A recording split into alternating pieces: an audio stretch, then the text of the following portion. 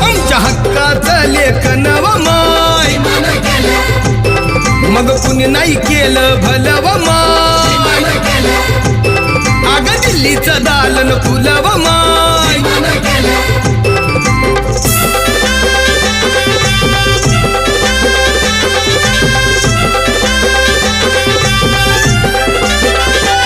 तुमच्या पोरानं शाळेत शिकावं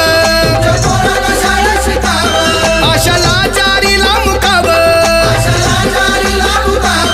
असं सभेमध्ये